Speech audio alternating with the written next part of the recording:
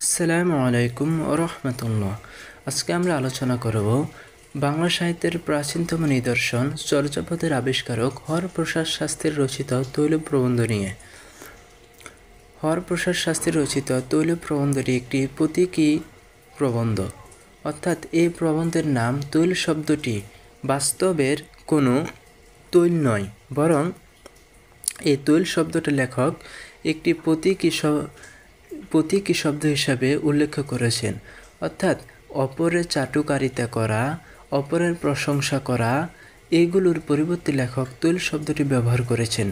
এই প্রবন্ধের মধ্যে লেখক তৈলের প্রশংসা করেছেন ব্যঙ্গাত্মক ভঙ্গিতে লেখক তৈলের প্রশংসা করেছেন, অর্থাৎ অপরের প্রশংসা করা, অপরের চাটুকারিতা করাটাকে লেখক ব্যঙ্গাত্মকভাবে প্রশংসা করেছেন এই প্রবন্ধের মধ্যে।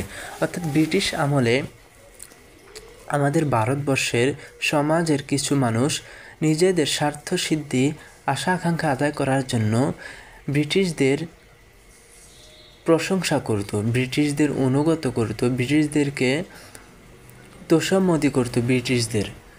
তাই লেখক ওই সামাজিক যে অবস্থাটা, যে ওই ভুলটা লেখক তৈল শব্দের দ্বারা দেখিয়ে দিয়ে এই ভুলটা সংশোধনের জন্য লেখক এই প্রবন্ধটি লিখিয়েছেন। অর্থাৎ সংস্কৃত কবিদের মতে লেখক বলেছেন যে সংস্কৃত কবিদের মতে তৈলের আরেক নাম স্নেহ, অর্থাৎ ভালোবাসা ও তোষামোদ। অর্থাৎ স্নেহত্ব ভালোবাসা, তোষামোদ চাটুকারিতা করা। স্নেহত্ব যেরূপ ভালোবাসা, তোষামোদি করা, চাটুকারিতা করা, তেমনি তৈলের অর্থ হচ্ছে অপরের প্রশংসা করা, ভালোবাসা, অপরের তোষামোদি করা, এগুলা। সুতরাং স্নেহ ও তৈল একই অর্থ, একই শব্দ, একই পদার্থ। লেখক দেখিয়েছেন তৈল এমন এক শক্তি, অর্থাৎ তৈল দ্বারা লেখক কিন্তু বুঝিয়েছেন অপরের চাটুকারিতা করা, অপরের প্রশংসা করা, অপরের অনুগত্য করা। এই অপরের অনুগত্য করা এটা এমন এক শক্তি, যে শক্তি দ্বারা পৃথিবীর সকল কাজ করা সম্ভব। যে সকল কাজ বলের দ্বারা সম্ভব নয়, বিদ্যার দ্বারা সম্ভব নয়, বুদ্ধির দ্বারা সম্ভব নয়, ধনের দ্বারা সম্ভব নয়, সে সকল কাজ একমাত্র তৈলের দ্বারা, অর্থাৎ অপরের চাটুকারিতা, অপরের প্রশংসা, তোষামোদি করার দ্বারা সম্ভব হয়। তৈল যে ব্যক্তি এই তৈল দিতে জানে, অর্থাৎ যে ব্যক্তি অপরের চাটুকারিতা করতে জানে, তোষামোদি করতে পারে, অপরের প্রশংসা করতে পারে, সে যদি অজ্ঞ হয়, মূর্খ হয়, তারপরও সে সমাজে বড় বড় পদে সমাসীন হয়, বড় বড় পদ সে অর্জন করতে পারে। অথচ যে ব্যক্তি আমাদের সমাজে তৈল দিতে জানে না, অর্থাৎ যে ব্যক্তি অপরের চাটুকারিতা, প্রশংসা, অনুগত্য করতে পারে না, সেই ব্যক্তি যদি শত জ্ঞানী হোক, সেই ব্যক্তি জ্ঞানে ভরপুর হয়ে গেল, সেই ব্যক্তিকে কেউই চিনে না, সেই ব্যক্তি থাকে নির্জীব, কারণ সে তৈল নামক এই পদার্থ দিতে জানে না। সমাজে ভক্তি, প্রণয়, মৈত্রী এইসব আসলে ভিন্ন ভিন্ন রূপে তৈল। অর্থাৎ আমাদের সমাজে যে ভক্তি নামে একটি কথা রয়েছে, প্রণয় স্ত্রীকে ভালোবাসার নামে যে একটি কথা রয়েছে, মৈত্রী পরস্পরের মধ্যে যে একটা বন্ধন, এটাকে যে মৈত্রী বলা হয়, এই যে মৈত্রী শব্দটা যে প্রচলিত রয়েছে, এগুলো মূলত তৈলেরই আরেকটা রূপ। অর্থাৎ চাটুকারিতা, প্রশংসা, তোষামোদি এগুলোর ভিন্ন একটা রূপ হচ্ছে এই ভক্তি, প্রণয়, মৈত্রী শব্দগুলো।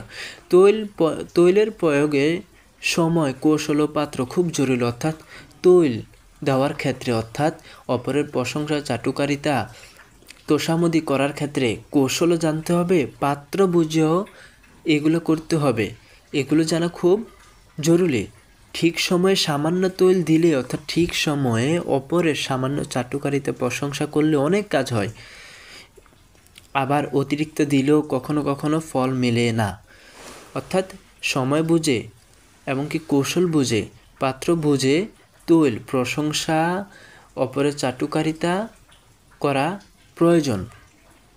প্রবন্ধ জুড়ে হাস্যরস ও বিদ্রূপ ব্যবহার করে শাস্ত্রী প্রমাণ করেছেন তৈল ছাড়া সমাজের কোনো কাজই চলে না। অর্থাৎ অপরের চাটুকারিতা, সমাজের বড় বড় লোকদের, বড় বড় পদে সমাসীন ব্যক্তিদের চাটুকারিতা, প্রশংসা করা ছাড়া সমাজে বড় কোনো কাজ আদায় করা যায় না। একে অপরকে স্নিগ্ধ করে তোলার মাধ্যমেই হলো তৈল। অর্থাৎ আমরা সমাজে যে একে অপরকে নরম করে কোমল করে ভালোবাসা দিই, এর নামই হচ্ছে তৈল।